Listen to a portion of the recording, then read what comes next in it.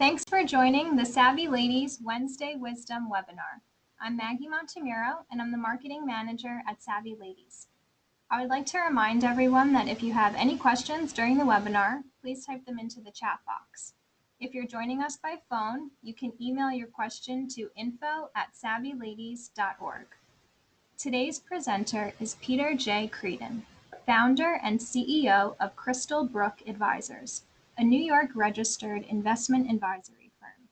Peter is a certified financial planner, chartered financial consultant, and chartered life underwriter.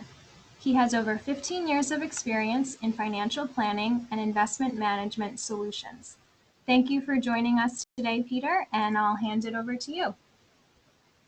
Thank you very much, Maggie. And I want to first start with thanking you and Lisa and Savvy Ladies for allowing me to talk to everybody. So I'll start by just saying very briefly who I am.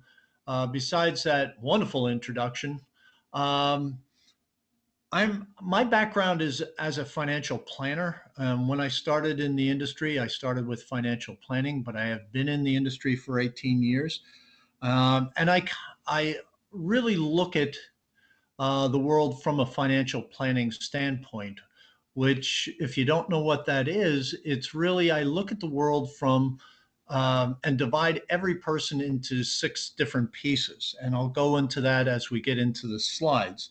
So my outlook is always looking at people and getting a total picture of who and what they are and what they need to accomplish. And all the pieces always kind of are intermingled and are meant to really complement each other and are really based on, the relationship to each other. But what I want to do is give you a couple of takeaway points and some hints to take greater control of your financial life and your finances. Very briefly, I formed BROOK Advisors a little over a year ago. I did my time working for the big companies, and I believe that very simply, finances really should be simple, and answers to questions should not only be understandable, but easy to get. So with that in mind, I'm going to go and move into the slides now. And the focus of when my team and I were discussing what we would do, we really said, what keeps you up at night? Because I'm seeing more and more people that they have so many things going on and life is so busy and it's become so complex and much more expensive. People have so many questions of how all the parts of their life fit into a plan and how do they get where they want to go. And I'm very goal oriented. So figuring out where people want to go and the goals they want to accomplish is really my approach on how to help people, but also a plan, a good comprehensive plan is very important for everybody. Whether you're starting out or you're going into retirement or you have changes in life, a good plan is meant to be flexible and help you achieve what you want over time and keep you on track. So moving on, some of the questions: how do I balance my personal and financial needs? If you're a busy professional or you're a professional or working or have a family or any of the other things that we do in life, it gets harder and harder to balance things off and get quality time for each one of them so you can pay attention to them and keep them moving forward. Healthcare. Healthcare has changed so much, but it really hasn't changed at all. And it gets more expensive every year. Are you saving enough for retirement? Will I have enough for retirement? Will it last as long as I need it if I have a very long life? And will it support my lifestyle? How do you get the time to manage it and keep on top of your finances? What type of insurance? But I think it's very important, and one of the early places I always start is how much do you need to have in a cash reserve, or basically money that's liquid, that you can, if an emergency comes up, you can handle it without going into debt. Um, so emergencies money is important. And I get people that say they haven't filed taxes. The best one I had was someone who hadn't filed it in 5 years. And needless to say, that was one of the first areas we worked on and got them current. And they said they had a good income or refunds each year. But if you go too long and you owe a refund, the IRS caps refunds coming back to you after a certain time. So self-employed people have a whole different set of circumstances, particularly when it comes to retirement. So we're going to address that a little bit today. How do you insure your children, um, partners, beneficiaries, pass when or get protected if you're unable to take care of yourself. What happens to my finances if I get divorced? Having gone through that, that's a real interesting situation. So let's move on. What happens if is a very big part of what I always talk about, but we're going to talk about that a little bit today. And we already went through this and why it's coming back up. Big thing, how do I protect my family? And then how do I protect myself? So these are some of the questions I hear a lot more of, depending on any week that I'm around. But really, let's look at the 10 steps towards your financial protection. Now, what I talk about when we look at protection is, whoops, lost my place in my notes here. Um, you know, I have a saying, a goal without a plan is just a wish. And really, what you need is a written plan, because anything other than written tends to be forgotten or not moved around. Um, and a written plan without action is just going to wind up as another book on a shelf somewhere. So a plan needs to get you to take action, it needs to be monitored, and you you need to keep monitoring, and also it gives you the best chance of reaching your goals. So moving on, the first place to start, don't let this kind of overwhelm you, because the first place to start is at the beginning, and you can't begin until you know where you are. And if you know where your current finances are, and that's your assets, but it's break it down, it's just where your investments, your cash, your bank, your income is coming from, your expenses, which are no, your liabilities, which are your long-term expenses, but your income. So you need to have a good current picture, and that's where we start, is get a current picture of where you are now. Because if you don't know where you are, how are you going to figure out where you got to get to? So the second step, based in kind of you building your foundation of finances, is build a realistic budget. Some people are great at numbers, and some people are, it's not their greatest strength. But if you need to know where you are, because you need to know how much you can spend on your different goals and how to get at multiple goals. I have never met anybody who's had more money than goals. You usually run out of money before you run out of all the things that you want to do.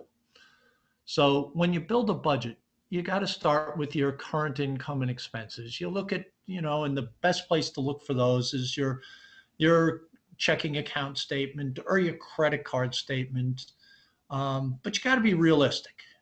You got to build some fun. And everyone says, "Oh, budgets, I don't like them." A budget can be whatever you want it to be. And if you make it some fun, like, I know how much everyone really loves the last week of January and the first week of February, and it's particularly in the Northeast. It's cold usually. It's usually pretty dreary, gray. The weather can be really cruddy. unless you're really into ice and snow. So that's when I like getting away from everything because I need to recharge my mind, kind of get away from the cell phone. So I build in some fun. I build in my vacation. I build in some things that get me away from my ordinary things. I know if I spend a vacation around a house, the honeydew list is usually fairly long, and I really don't break what I'm doing. So it's not really downtime for me. But if you build in reality into a budget, build in the fun, it becomes um, much more at least tolerable. But also you can track your spending if you don't do it. There's a lot of free applications that you can do over at mint.com or goodbudget.com. These are good places to the point Mint is doing such a great job that some of the banks recently, within the last month or so, uh, don't want to play nicely with mint.com. But budget is the next big thing that you really need to do to prepare your foundation. And then once you figure out what you've got and have your budget, if you're carrying a lot of debt, I'm not a big fan of debt. Debt is really something that can either be good debt or bad debt.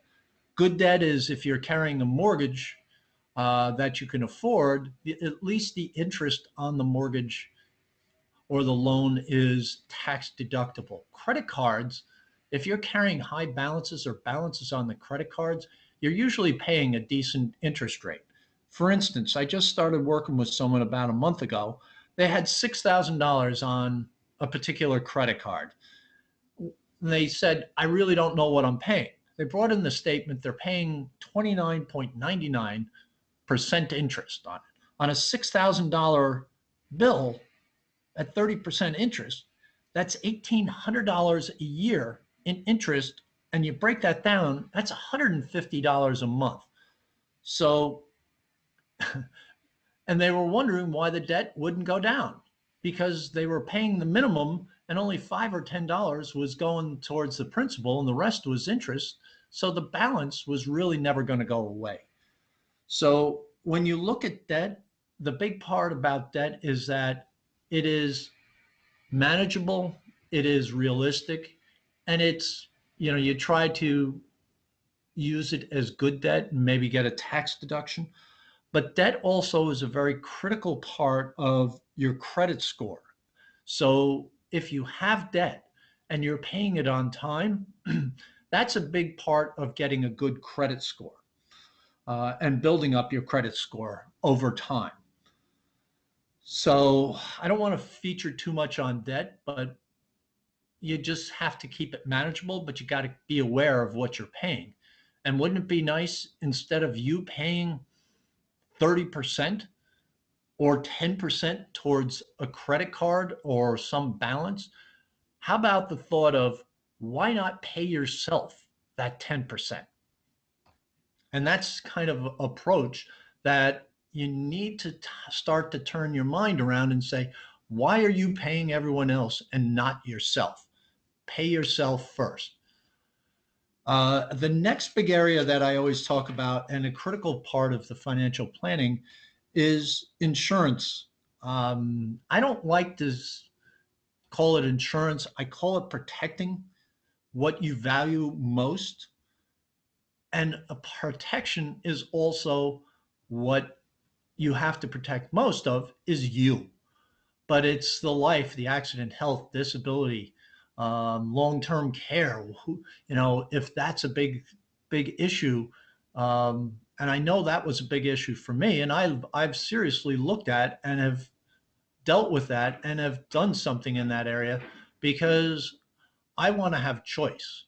And insurance coverage is and protection coverage is all about matching the person to the right company and shifting some of a catastrophic or some type of risk over to the insurance company rather than me absorbing it. But when you deal with the life or the disability, it really comes down to the fact that you need to match your particular situation to the company. Certain companies are much more amenable to people who have some issues. I'll leave it like that. For instance, one person was going out for insurance, and it came back at $3,500 a year for an insurance policy, a life insurance policy. Um, Sounded high. Went out, shopped it around, and because I'm an independent broker and advisor, we wound up getting them the same coverage from a similar company for $2,200. That's why I say it's all about matching the person with the company.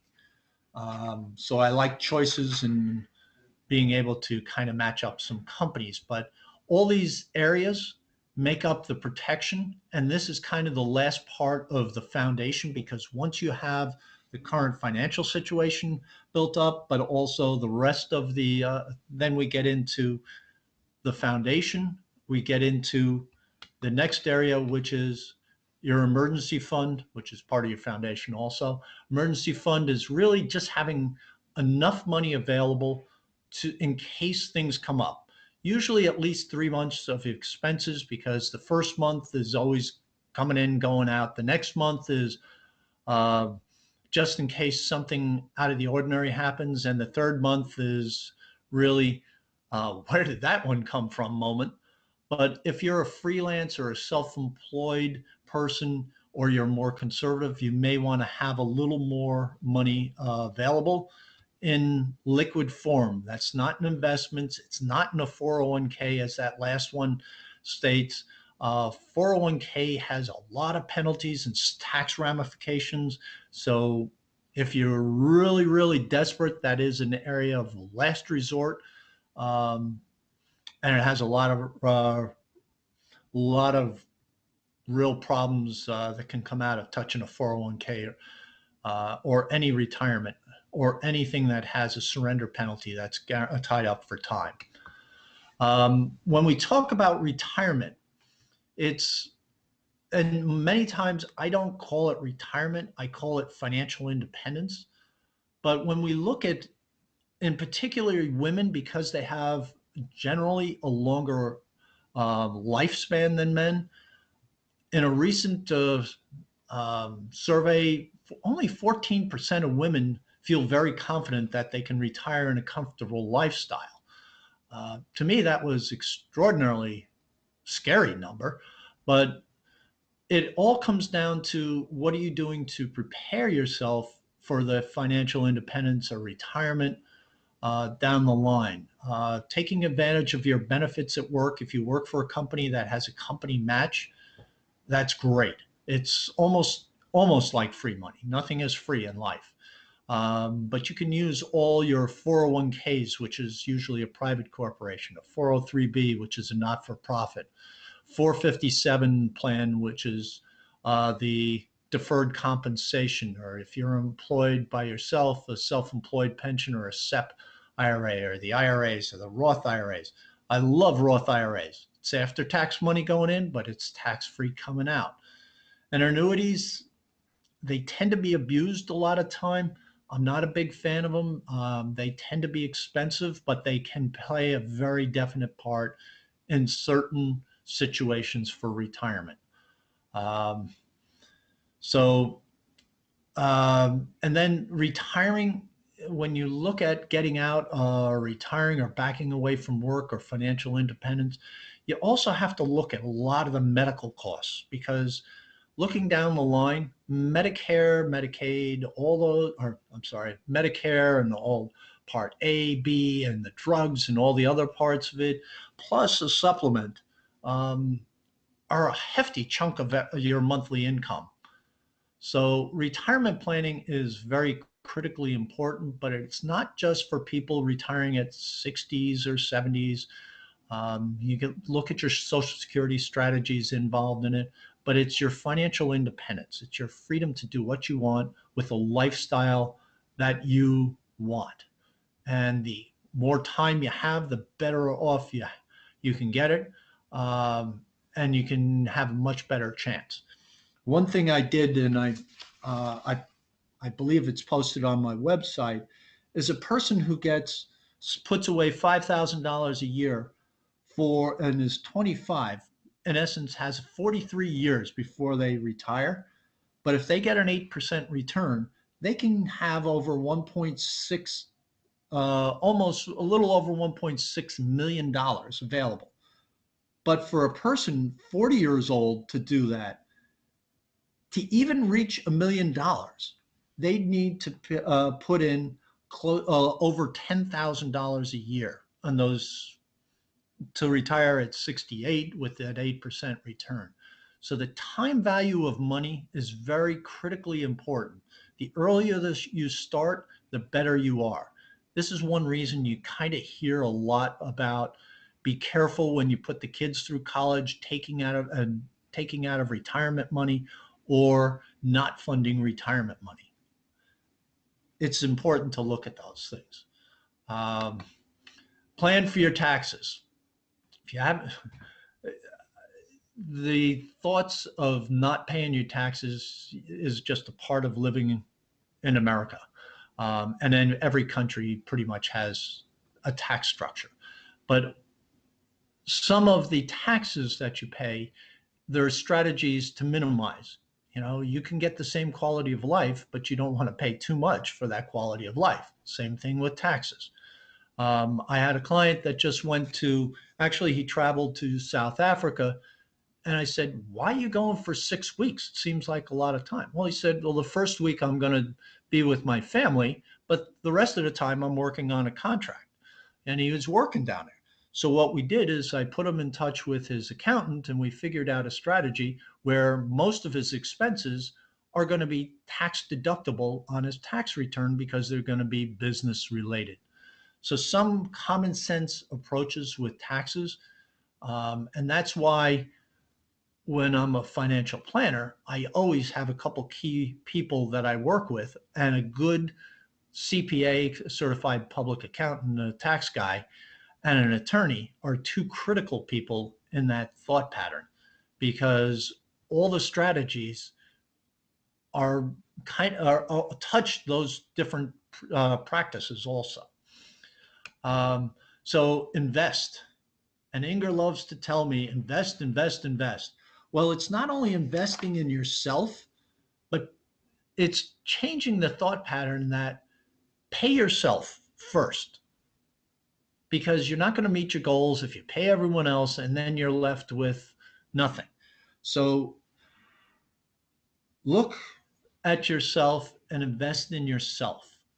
There's a lot of things we can put money away and we can do a lot of things, but if you don't have the desire to put yourself in the front of the line, you need to kind of look at that, because you're never going to get what you need. If you're paying everybody, then you need to look at why you're not paying yourself. Who's the most important person in your world? It should be you. So enough on that one, huh? Healthcare is always a big subject. It's become more, and you can look at the government programs. I've basically been self-employed for close to 18 years. And let me tell you, anybody who's self-employed or has to pay their health care, it's an enormous bill every month. But it is a necessary bill every month, because I've been in the hospital twice in my life, and they were very heavy bills. I would never chance everything I have to that I'm not going to need health care or go to the hospital or to the doctor. I meet people that say, oh, yeah, well, I'll just pay it out of pocket. You don't know what's going to happen. And this type of health insurance is an insurance, and it's just protecting the most valuable person, which is you or any of your people that you know in your family. It's expensive. If you're working for an employer that you have to pay it, you've got an idea of what it costs. But good plans are expensive, and despite all of what they've done over the last couple of years, it's driving costs higher. Uh, Instead of 14% or 10% increases each year, I'm getting still 8 to 10% increases yesterday. But also the big thing that's come into play here is that if you don't have health coverage now, the new Obamacare, there's a penalty for that. And now it's becoming much more substantial, and it's going to be even more substantial as we move forward. But it's also entered into the jurisdiction of the IRS. So there's really a line on the IRS tax return that asks that question. So the IRS, our tax people, are now the enforcers of the health insurance. Interesting development. And then the last area we're going to talk about is the estate planning. Now, this is kind of a scary term to a lot of people, and oh, I don't have an estate. Well, it's not so much an estate, because that's kind of a topic that, or a term that's generally used. I look at it as more as wealth preservation. What do you have, and how do you preserve what you've worked for and what you have? And this way, it kind of includes everybody. And everybody is really has some stuff. And as you live longer, well, at least as I live longer, I tend to collect a lot more stuff. And I have to every once in a while get rid of it. But, you know, um, how do you protect it, and how do you preserve it? And if it's important for you to pass it on, then you got to take action. Uh, Set your plan assets. There's all sorts of things like beneficiaries. Uh, there's trusts. There's ways to protect people, whether if you have a handicapped child or a relative, spendthrift trusts, or they call it a special needs trust that preserves a person's benefits. So there's a number of different ways to preserve what you have. It starts with something as simple as put beneficiaries on your accounts. Beneficiaries should be on all your IRAs, your retirement accounts. You can put it on your savings account, your investment accounts. They're called transfer on death, TODs for short. So again, having a plan and uh, not knowing where things are going defeats a lot of purposes. I had one person say, "Why should I have a will?" And a will is very important, because if you pass away and don't have a will or a beneficiary, then the state you reside in or you're a resident of, pretty much all the states in this country have uh, they have rules and regulations and laws on who gets what. So I'm a person who doesn't like a whole lot of people telling me what I should do with my stuff. So I have listed beneficiaries, but I also have I try to you know, uh, minimize the government intervention and lawyer intervention, and I just want things to go, happily along, or leave the legacy to who I want. And this becomes more of a issue if you have second families, a handicapped child, um, you wish to leave a legacy for someone, you have a second family. Those are real issues that you need to address, because it's all about what do you want to do and taking control of what you want to do. So kind of summing up here, it's really all about you. Financial planning and you taking control of your life and your finances, it really is all about you. What are start off with what are your dreams and goals? What do you want to accomplish with your money and your stuff? Um, where do you see yourself going? Plan for the future. Live for today, but plan for the future.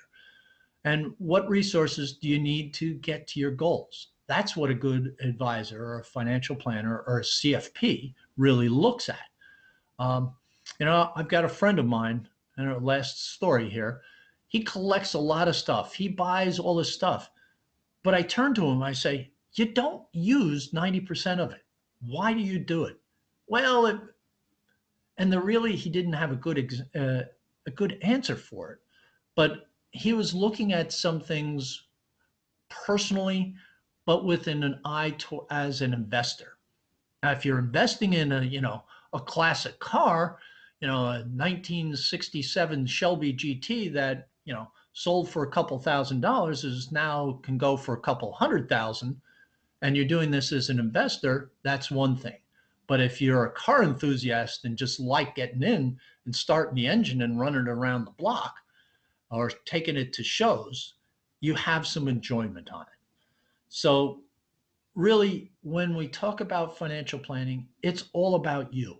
Take control of your life, take control of your finances, but they don't need to be complex. It doesn't need to be where you can't understand it, and you don't have to fear it.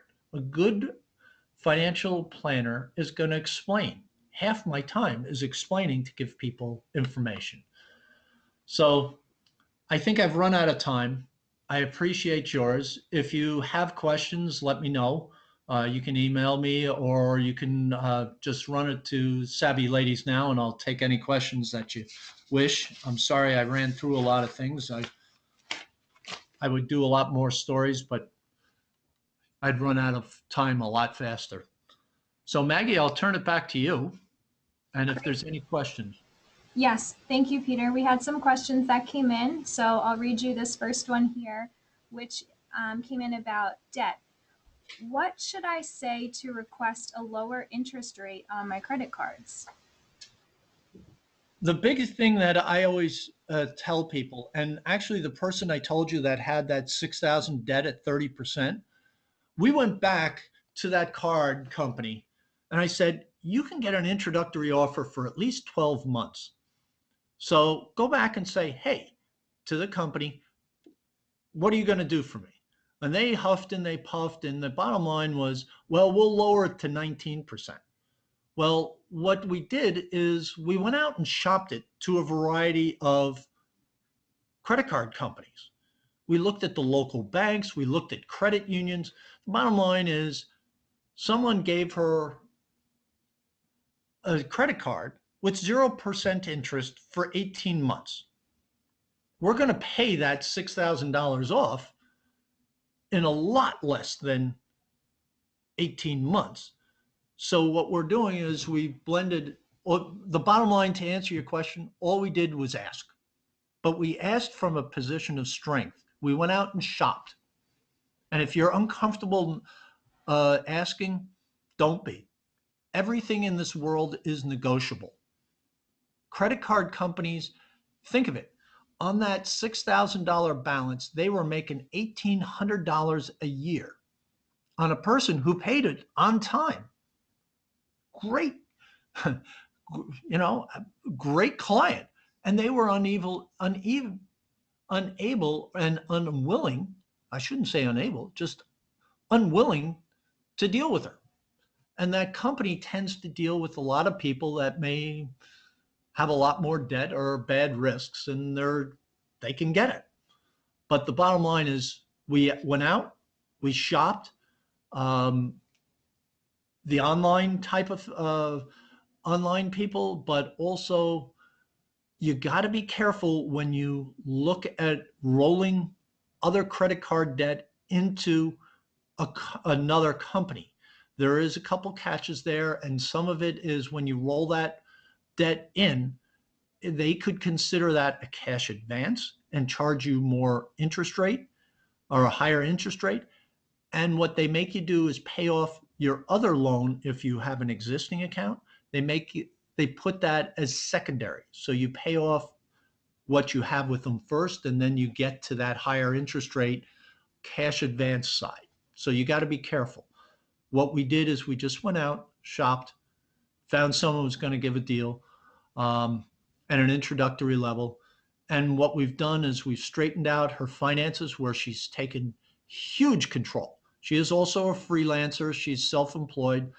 and she now has tremendous control over her destiny. We've planned out not only the next year, 2 years, she's going to be out of all debt within 2 years, including student debt, and building towards a much more secure financial future. Long version of a short answer. Okay, great. Thank you. Another question is there a suggested age or life stage when I should get life insurance? I think that's a great question, and I see it as it really depends on where you are. Everyone keeps saying, "Well, the 20 somethings don't need it." Well, the 20 somethings are usually the ones coming out with school debt. So, school debt, most of student loans can't be gotten rid of through bankruptcy and a variety of others. So, you can't really get rid of it. So, if something happens to you, they're going to try to collect from your estate. So, on that one person we were talking about on the $6,000, we got a $100,000 policy because she was so young. $100,000. It would have covered her $30,000 of student debt, $8 a month. So when you ask the question, is it a different life stage? There, to me, it all depends on each individual, but really you need to look at what's the purpose of it and what do you want to accomplish? Is it just to pay off debts? Is it to give enough if something happens to you, give somebody enough money to settle your estate? Or is it just that you want to give money to a charity? Do you want to leave a legacy? Do you want to pay back someone? I think every person at every age should have some form of insurance, life insurance. But budgets have to be looked at. Um, and the companies need to be looked at. And I think you need to take a very serious look of, and this is what a financial planner does, is why and how. By the way, if some of my answers or don't answer the question, feel free to come back and ask a clarifying question because Okay, it's thank you. We'll let you know if there are any follow-ups. And another question that came in is, I've heard a lot about ETFs and index funds. Do I need to know a lot about them to manage them myself, or do I really need to pay a professional? interesting question. ETFs are, there's a lot of them out there, and I use them and I like them a great deal. I think if you, part of what I do when I'm working with people is I explain what it is. All ETFs and all indexes are not equal. They are sometimes not what they everybody thinks they are. They have certain advantages. They have certain disadvantages. I use them. I think they're a great place for people. I use them on a variety of levels. But I think if you understand what you want and you say, I just want to buy an S&P 500 index, whether you use an iShare S&P 500 index or a Vanguard index, you're getting them at such a low fee behind the scenes. Just as long as you can understand what it's supposed to do and how it fits in your portfolio, because part of a portfolio is keeping the balance or having an asset allocation that's that's geared towards your tolerance for risk. So I think if you do some reading, um, there's tons of material about the ETFs, but go to the general, find out what the ETF does, and then it's a matter of finding one that you're comfortable with. Um, there, there are big differences now on the ETF side. Are they hedged against currency or not hedged? There's a lot of differences when you get into some of the nuances of the exchange traded funds or indexes. but I'm a firm believer in using indexes. A lot of brokers really don't like using it because it's not like a mutual fund. You're not paying that for a growth fund. You're not paying that commission side like the 5.75% or the trails. It's strictly if you buy it, you can go if you go to the discount brokers, whether it's a Fidelity or Ameritrade or a Scottrade or any of those. You're paying $5 to $8, maybe $15 to do the trade. Um, but my thought is, if you're trying to meet a benchmark, why not buy the benchmark for part of your position? Okay, thank you. And another question is, how can I cancel a managed fund agreement and close the account? And do I have to sell all my positions in the account if I do so? No, you don't. Or normally you do not have to sell all the positions. And if you want out of it, it all depends on your contract and where you have it. Um, Read your contract. And if you're using a broker, ask that question to the broker. But if you don't feel you're getting your money's worth, then you really need to take a look at it. Because, like my managed account and most managed accounts don't have surrender penalties. You just pay for what for the time that you have it in there. So if you want to get out of it, you can get out of it at any time. Rarely have I seen, well, you got to go to the end of the month or you got to go to the end of the quarter. But that question um, really comes down to uh, what your contract has. Now, one thing that I'm thinking that may be a managed account, if you have what they call a separately managed account, and these are, if you're using a traditional broker, they have outside contractors that do that. That may be a little different, or that's a little different, mostly because that's outside, that's held outside, and that is managed outside um, the brokerage firm that you're in. So you got to be careful on those. But normally you can get out of those just by asking or submitting a written letter, or you can, um, and if they're going to make you go to zero, which happens, or by selling the account, um, you can just ask. I've had people in managed accounts that I've used, and if they want out of them, we just transfer the positions right out as they are. So one day they're in the account, and the next day they got the same positions outside. So ask, look at what you signed. Ask, um, and look at the restrictions. There usually is if you have restrictions and penalties, they have to tell you that when you sign up. All that paperwork you sign to get into them has that. Okay, great. Well, I think we're about out of time, so I want to thank you again, Peter, for a really helpful presentation, and thank you for your offer here to the Savvy Ladies community. I want to thank everyone who joined us today and asked some great questions. We hope that you'll join us again. And thank you again so much, Peter. Thank you very much. And anybody has questions, just write to Savvy Ladies, and we look forward to saying thank you one last time before signing off. Had a good time. Hope everyone learned something. Great. Thank you. Take care, man.